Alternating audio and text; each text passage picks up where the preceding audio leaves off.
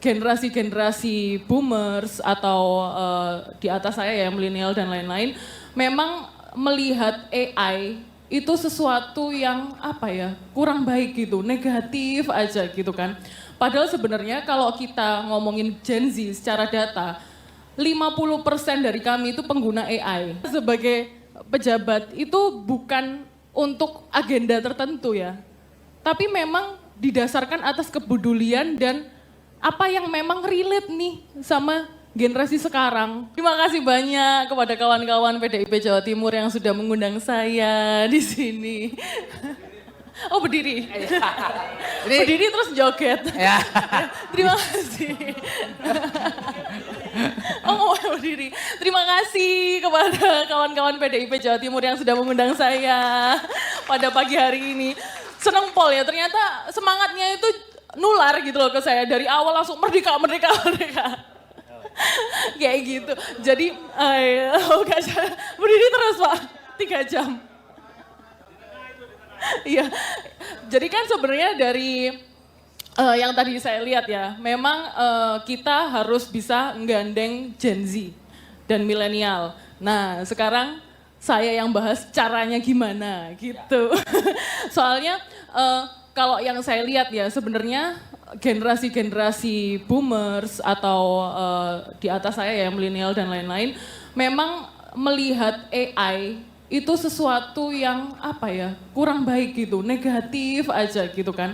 Padahal sebenarnya kalau kita ngomongin Gen Z secara data, 50% dari kami itu pengguna AI. Tapi AI yang seperti apa gitu kan. Jadi bukan untuk dipakai bikin-bikin apa kucing-kucing AI atau bikin-bikin apa editan foto itu, tapi kita benar-benar menggunakan tools tersebut kayak gitu. Contohnya saya kan memang saya backgroundnya itu di teknik kelautan ITS. Jadi saya itu sudah lihat by data itu dari saya kuliah. Itu yang akhirnya saya jadikan tools untuk saya melihat engagement sosial media. Jadi kebetulan saya itu lulus di tahun 2020, waktu itu COVID. Nggak ada yang mau apa sih kayak gitu ngerekrut anak-anak lulusan COVID karena saat itu kan ekonomi sangat buruk ya. Dan migas sektornya itu pada layoff gitu. Nah itulah yang membuat saya terdorong untuk akhirnya mulai eksplor di bidang konten dan sosial media. Dan alhamdulillah di tahun 2024 saya sudah punya perusahaan sendiri berkat itu. Baik, Mbak Natkem, berhenti sebentar. Bapak Ibu saudara-saudara sekalian, ini permohonan Mbah Tejo supaya acara ini teman-teman audiens kalau bisa tidak berfokus kepada HP dulu sementara karena ini acara kita bersama. Ini dimohon dengan sangat. Demikian Mbak Tejo kita sudah sampaikan. Silakan Mbak Natkemi lanjut. Iya, dan contohnya kenapa kok aku bisa bilang ini potensinya besar banget karena kemarin salah satu konten saya yang paling viral itu tuh yang nge-mix antara budaya Jawa Timur sama cara yang Gen Z banget. Jadi cara saya untuk membungkus ya sebenarnya mau kita bahas topik apa aja, asalkan bungkusnya itu sesuai dengan Gen Z, itu mudah banget diterima. Yang viral itu kemarin, how to pronounce jancuk like native Surabayan. Jadi aku pakai bahasa Inggris yang lebih bisa diterima sama teman-teman Gen Z gitu. Dan ternyata animonya ini bahkan untuk ke internasional pun diterima dengan sangat baik gitu. Dan tapi tools itu aku pakai engagement rate dan lain sebagainya itu memang pakai AI. Jadi AI ini aku pakai data aku masukkan semua, aku screenshot dari engagement sosial media, terus dari situ promptnya aku pakai ini kira-kira demografiku yang bagus untuk konten apa gitu. Jadi jangan sampai AI itu dijadikan sesuatu yang kita harus musuhin atau apa, tapi gimana kita mempergunakan hal tersebut untuk jadi senjata kita. Jadi intinya teman-teman PDI harus bisa memanfaatkan artificial intelligence gitu kira-kira. Itu kan untuk tools. Ya. Tapi gimana cara kita di sosial media itu bisa terlihat tulus. Karena kita tuh kan kalau lihat HP ya, itu kan segini layarnya. Ya. Dan ini tuh langsung kelihatan muka kita tuh di sini. Jadi yang aku lihat dari konten-kontenku tuh semua orang audiens itu bisa lihat kita tuh tulus atau enggak. Karena kita tuh sudah kelihatan micro expression kita. Misalnya kayak gini ya, aku ngomong di sini, Bapak di sana. Ya. Enggak terlalu kelihatan micro expressionsku seperti apa, gitu tapi ya. kalau di layar segini Kelihatan. itu langsung kelihatan. Nah itu kita perlu suatu soft skill tertentu yang terlihat tulus ke audiens. Karena itu gimana cara kita menjangkau pasar sebanyak-banyaknya, yaitu lewat sosial media. Seperti yang disarankan Pak Zuhan tadi. Betul. Jadi skillnya sekarang itu udah bukan kayak pidato atau kayak orasi, itu sudah outdated karena mereka tahu kalau ini tuh pasti udah settingan, udah ada naskahnya. Gimana sih cara kita menyampaikan dengan tulus? Nah itu ada skillnya sendiri, makanya kemarin saya juga belajar kelas acting biar di konten itu terlihat tulus. Dan ketika kemarin saya kan memang barusan bercerai ya. Jadi saya rondo anyaran.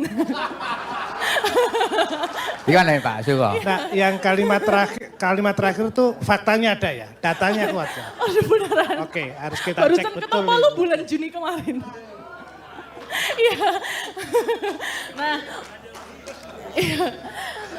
Itu saya tes. Jadi ternyata ketika audiens saya itu saya ceritain gitu gimana sih struggle-nya rumah tangga yang akhirnya membuat saya tuh memutuskan untuk bercerai dan lain sebagainya.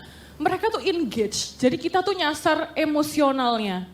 Emosionalnya yang tulus dari hati kita. Bukan aku mau menggalakkan gini ya kayak ayo semua cerai gitu enggak.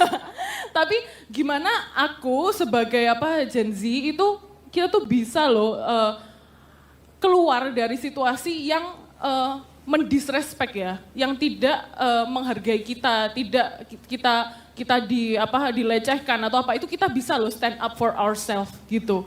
Oke, pertanyaan dasarnya adalah ilmu apa yang harus Anda berikan untuk partai politik agar dia menjawab persoalan rakyat, itu yang penting. Itu dengan tulus.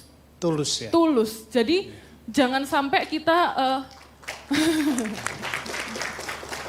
kita sebagai pejabat itu bukan untuk agenda tertentu ya. Tapi memang didasarkan atas kepedulian dan apa yang memang relate nih sama generasi sekarang.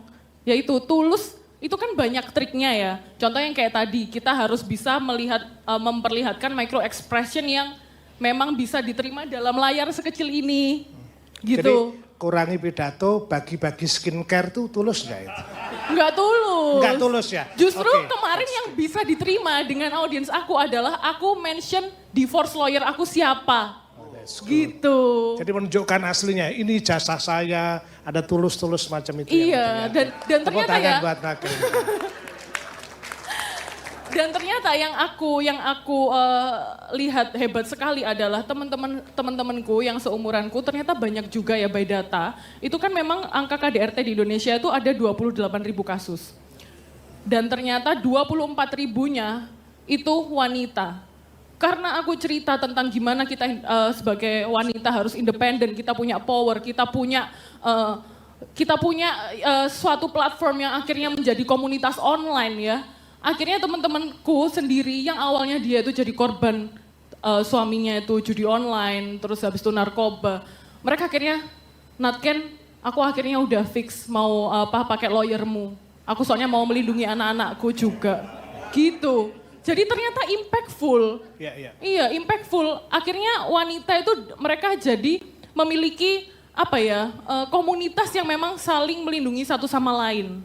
Kayak gitu. By data dan tools AI yang tadi saya ceritakan. Ya, Mas Evi, thanks. Ini kan tepuk tangan buat dia. Iya. Download Tribun X sekarang. Menghadirkan lokal menjadi Indonesia.